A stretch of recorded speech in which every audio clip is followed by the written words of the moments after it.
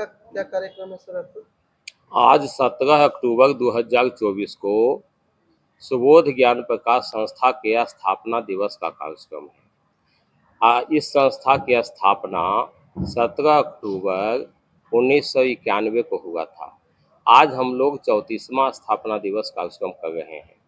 हमारी संस्था 3 क्षेत्रों में कार्य कर रही है: धार्मिक क्षेत्र, सामाजिक क्षेत्र और शैक्षणिक क्षेत्र। तीनों में हमारा कार्यक्रम है। जो धार्मिक क्षेत्र है, इसमें साप्ताहिक सत्संग होता है और वर्ष में एक बार गुरु पूर्णिमा महोत्सव का कार्यक्रम होता है।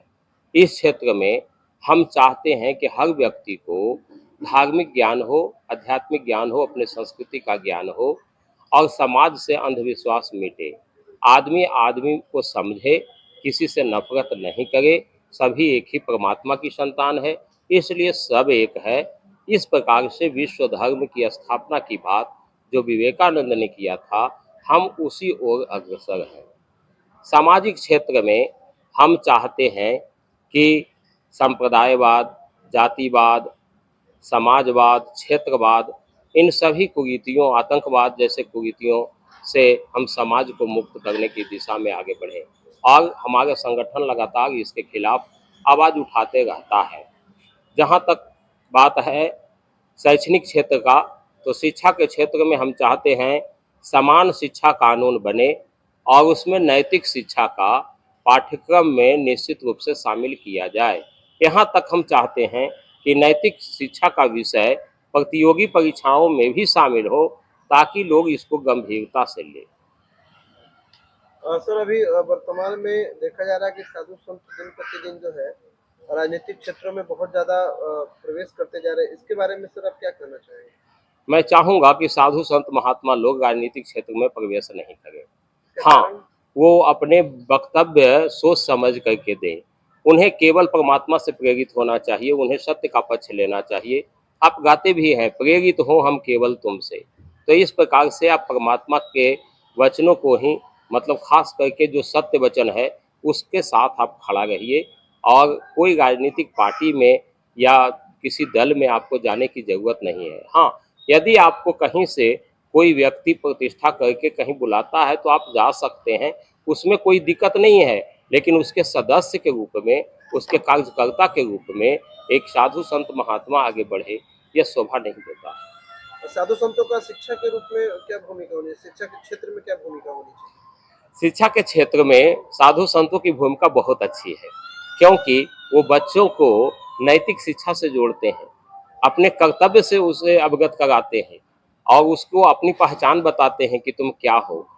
उसके दिल में वही बात भरते हैं जो समाज से अपेक्षा की जाती है, जिससे समाज अच्छा बनता है, उसका भी चरित्र निर्माण होता है, घर परिवार भी सुधरता है, समाज भी सुधरता है और राष्ट्र का भी कल्याण होता है।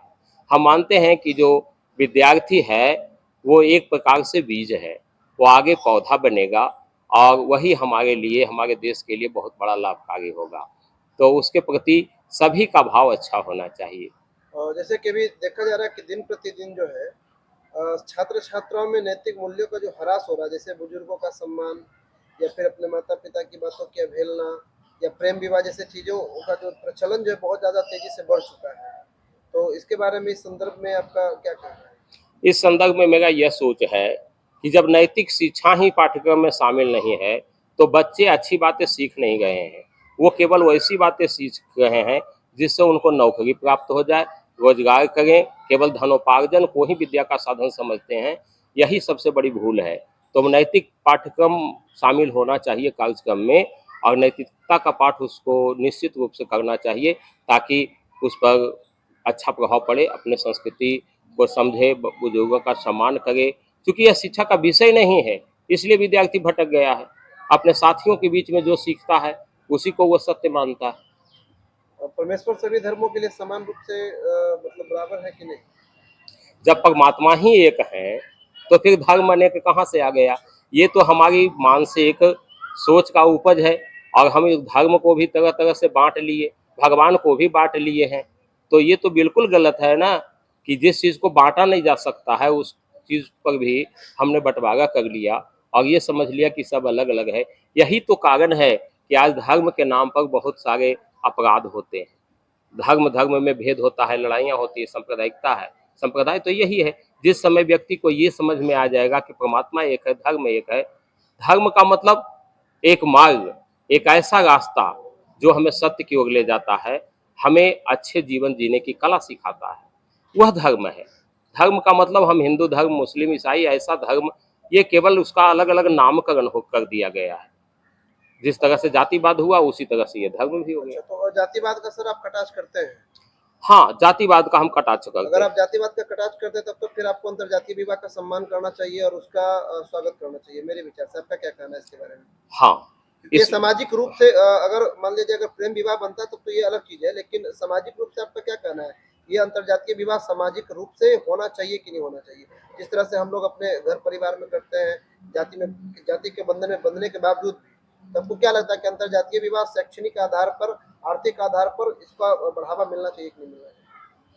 हाँ, देखिए, यहाँ जो आज अंतर्जातीय विवाह की बात हो रही है, तो सबसे बड़ी समस्या ये है कि बच्चा उस बात को समझने के लायक ही नहीं हुआ और निर्णय ले लेता है।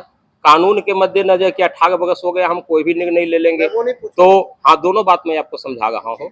तो जब तक वो समझदार नहीं है और निर्णय ले रहा है तो ये भी गलत है। उसे परिवार का भी सम्मान करना चाहिए और परिवार को भी सोचना चाहिए कि जब हमको कोई व्यक्ति अच्छा है, प्रेम कर रहा है, तो अंतर्जातीय विवाह हो सकता है। पहले के समय में भी मैं आपको बताता हूँ, सावित्री पूजनीय है और सावित्री के पिता ने उन्हें आज़ादी दी कि तुम अपना पति ढूंढ लो।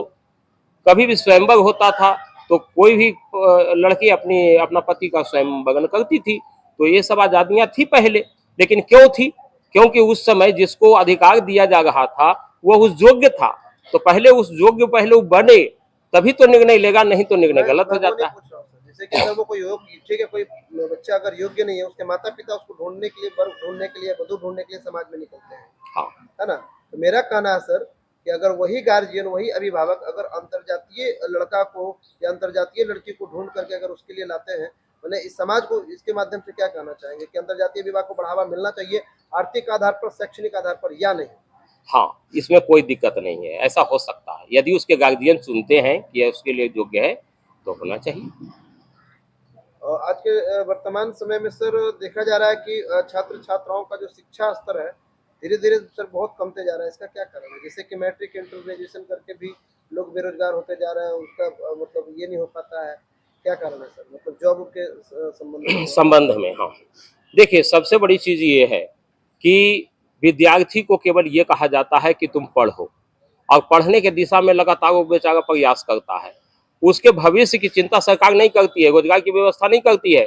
अब जहां लाखों लोग पढ़ करके तैयार हो गया, वहां आप 100-200 को नौकरियां देंगे तो बाकी लोग कहाँ जाएगा, वो पहले उसने सोचा नहीं है और सरकार भी नहीं सोची।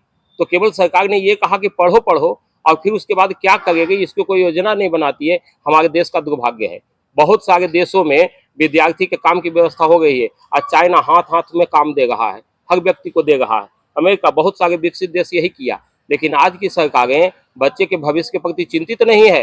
अब बहुत सारे विद्यार्थियों को कह दिया जाता है तुमने पढ़ा नहीं इसलिए तुम फेल हो गए। अब बताइए, कोई 95 नंबर ला करके नौकरी कर रहा है, जिसने 94 नंबर लाया उसको आप कह सकते हैं तुमने नहीं पढ़ा, तुम उसके लायक नहीं थे। बल्कि ये कहिए ना कि आपके पास रोजगार की व्यवस्था नहीं है और आप उसको कह रहे हैं कि तुम उसके लायक नहीं हो। तो जो सरकार को करना चाहिए वो अपना दोष विद्यार्थियों पर मढ़ देता है और आज यही हो रहा है। हमारे देश का दुर्भाग्य है कि पढ़ा लिखा हुआ नवयुवक भटक रहा है और लंबे समय तक वो शिक्षा के पीछे लगा रहता है, फिर हाथ कुछ नहीं लगता है और उसको कह दिया जाता है कि तुम कुछ भी करके कमाई कर लो। तो उसके लिए तो वो शिक्षा ग्रहण किया नहीं था, उसको योग्य कार्य तो मिलता नहीं है। तो इस दिशा में सरकार को सोचना चाहिए। समाज के हर वर्गों को आज के इस आपके स्थापना दिवस के माध्यम से और आपके इस मंच के माध्यम से, आपके इस बैनर के माध्यम से क्या संदेश देना चाहेंगे समाज के हर वर्ग के लोगों को? मैं हर वर्ग के लोगों को ये संदेश देना चाहता हूँ कि आपस के मतभेद को भूल जाइए, छोटी छोटी बातों को मत ध्यान दीजिए। सभी एक है, जितना प्रेम से आप रह सकते हैं परस्पर रहिए।